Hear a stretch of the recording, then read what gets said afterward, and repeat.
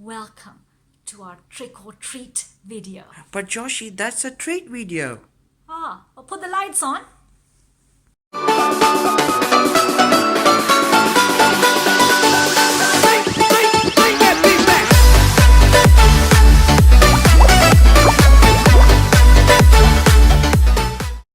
My name's Kiati, I'm head of Joshi Advocates. Thank you very much for joining us in this video, Immigration Law Meets Family Law. I welcome Rameez. Hi Joshi, how you doing? Good, thank you. Rameez is a family solicitor, in fact a solicitor advocate for Trojan Solicitors. His details are in the description box below.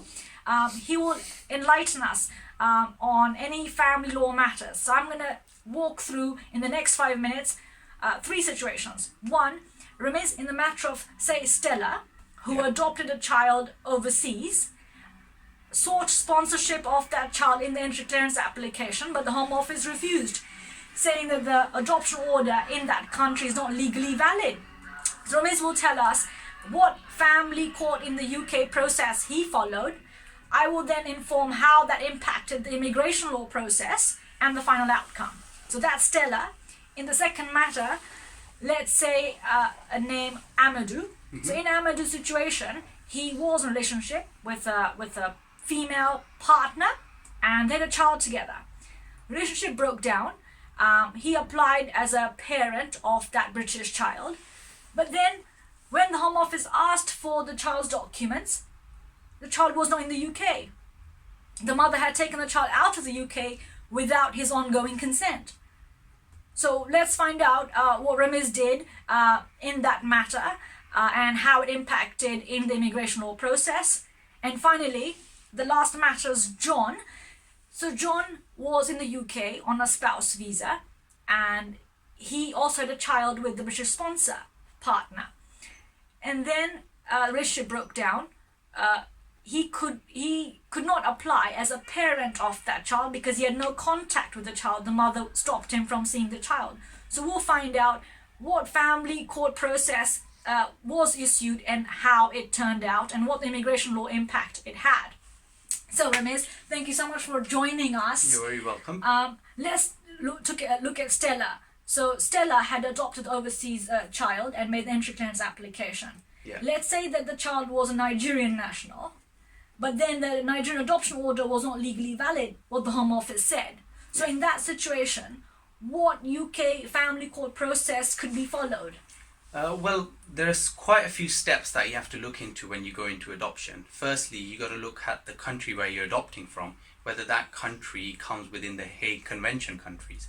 Because if they do, then that adoption would be legally valid within the UK. Okay. And you can bring the child with the normal Yes, immigration that's what the procedure. Home Office said, that Nigeria opted out of the Hague Convention. Yes. As a result, the adoption was not legally valid. Yes. So even in that situation, what process in the UK family court could be issued and followed?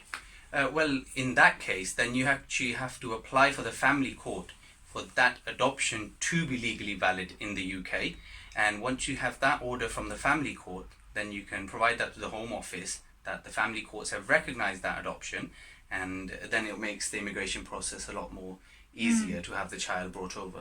So you mean like a UK family court declaration that that order is legally valid based on the laws and everything like that? Yes. Perfect. So once Rameez, you gave us the family court order from the UK confirming that the Nigerian adoption order is legally valid, because there are several technicalities in that. Then we went to the immigration appeal at that point because the client hadn't instructed us for the application, rather only the appeal. And at that stage, once we got the UK family court declaration, the Home Office withdrew the appeal and we were successful. Oh, that was amazing. And now the child is in the UK. Yeah. It's amazing. Yeah. Okay, let's go to the second one, Amadou.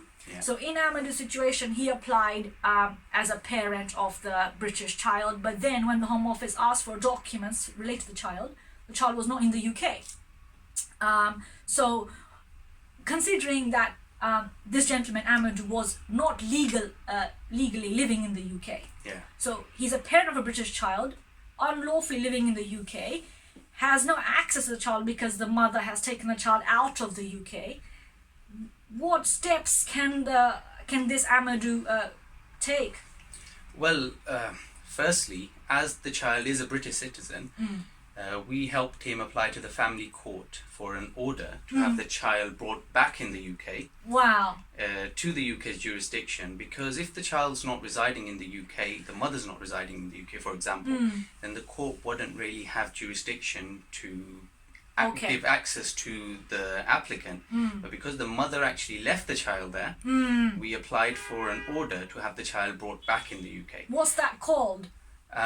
Like a international abduction or something? Well, I was going to move on to that point. Okay. They are two separate things. One is if the mother has taken the child to a different jurisdiction and not bringing the child back, then that would be classed as an abduction. Okay. If the mother's there without the father's notice. Yeah. But as the applicant in this matter knew that the child was going there for holiday, Okay. but the mother actually left the child there Without his consent? without his consent, then in that case she has retained him in that Okay, she's country. retained him in the first consent bit. Yes. Okay.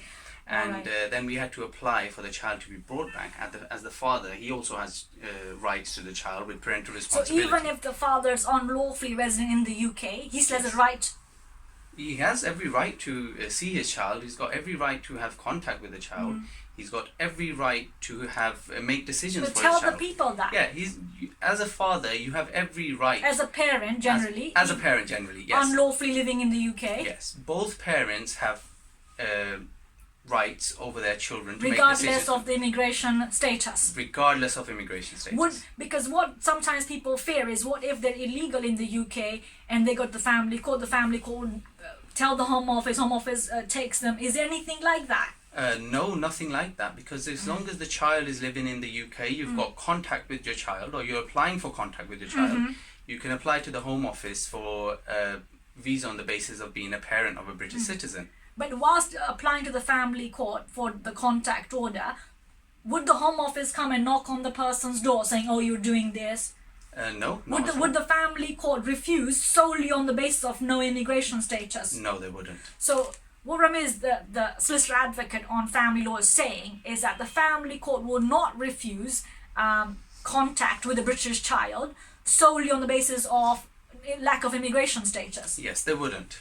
Okay, thank you so much. Thank You're you. welcome. So, forgive me, you were saying that this gentleman Amadou, he went to the court, the family court in the UK, and the judge said, bring the child in the UK Yes. to the mother. The child's in the UK, and then what else did you do? Well, we obtained an order from the judge at the first hearing for the mother to bring the child back in the jurisdiction within a week, Wow, which really? was an amazing result.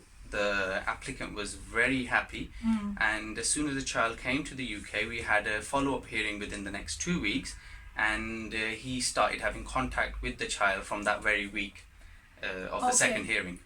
Amazing. So you also secured the contact order. Yes, we did. Now, imagine in a case where, in this Amadou's case, the female partner was forthcoming and saying he can see the child. Yes. But what if the female, or what if the other parent is saying no, he can't see the child, or the other parent can't see the child? What would happen in the family court then? Well, the family court will look at it with instances like the reasons why she's not allowing the father to see the child, and if it's unreasonable, then the court will rule against it. Okay. And the So court, it's not like because some people think because they're a male father, the family court is going to say no because the mother doesn't want the child to be with the father. But it's not like that. It's an It's not. assessment. It is an assessment that the court appoints CAFCAS, which is an agency that speaks to both parties, and then they make a recommendation to the court whether each parent should have contact, and if they do, how much contact should they have with the child. And it's a slow process. Like if you haven't seen the child for a long time, Like a year. then the court will start off with supervised contact or Okay. indirect contact, Okay. and then they will progress on the way, well, depending on how the contact has been between the parent and the child. Fair enough. You said earlier that the court would not unreasonably refuse contact. In your mind, what kind of situations are unreasonable? Like, for instance, like abuse or... If there is domestic abuse involved, especially when the child has witnessed it, or if either parent has actually abused the child within the process, then yes, the court is reluctant. And there are instances where some people are drug users, alcohol abusers, and then the court will actually recommend them to take specific courses, and upon completion of them courses, they will then start to have access to the children. At the end of the day, both parents have parental responsibilities and they both have rights to have contact with their children. So you will eventually get contact. Sometimes it's delayed, sometimes it's instant, but you will eventually get contact. So even if, say, the party seeking contact with the child has some sort of dependencies on substances, that's not like straight away the family court would say no. It's a gradual process. They will give courses, rehabilitation. Yes, and plus you've always got supervised centres which supervise contact, and as long as the contact's going well, then the court is happy, because what the court's main point is the welfare of the children. It's not what the parties are saying, it's for the benefit of the children. That's it. Thank you so much. That's amazing insight. Finally, we have John. So John was in the UK on a spouse visa, the usual one. They come in with an entry clearance, 2.5-year spouse visa, with a British sponsor, the British wife in this case. And relationship broke down at some point, but they had a child together. The British sponsor wife has stopped him from seeing the child. Okay. So now, what can he do, considering he's become illegal? He didn't put his application in time for extension of leave to remain, because he couldn't. He didn't have the relationship to have the application on, and he didn't have the parental court order or any contact with the child to put the application as a parent. So, and then he was thinking, like what I alluded to earlier, because it's illegal in the UK, he was thinking he can't enforce his right to see the child. So in that situation, what do you suggest that John can do? Well, firstly, the first point of starting is mediation. If he knows the whereabouts of the child and the respondent, we'll have to appoint a mediator who will speak to both parties and try to see if they can have an out-of-court settlement as to progress with contact. I mean, given that the other party is not forthcoming, and imagine she doesn't take part in the mediation, then what happens? Well, we obtain a mediation certificate for an exemption, and then we apply to the court. As if you apply directly to the court and the matter is not urgent, or say that there's no issue as in for the child to suffer any abuse if you due to the urgency, then the court always states that you need to go to mediation first and obtain an exemption certificate if mediation cannot It's like go you've ahead. exhausted the pre-action stage to resolve the matter amicably between the parties, rather than running to court and wasting money the and court's time. straight All away. right. Yes. Just to seal off then, for Amadou, after Rameez got the family court contact order, his appeal was successful, because again the Home Office withdrew the decision. That's amazing. Thank you. And in John's matter, I think the family court matter's pending for contact, and his appeal is pending. Now, you see, in immigration law, we can't give the family court orders directly to the immigration tribunal. So we've had to apply to the immigration tribunal for disclosure. What that means is that the immigration court goes to the family court, gets the family court papers. That gives us a authorization to look at them and use them for our immigration appeal. So that appeal is pending, but we've got disclosure. So we'll see what happens. Well, thank you so much for joining. I hope this has been a good treat.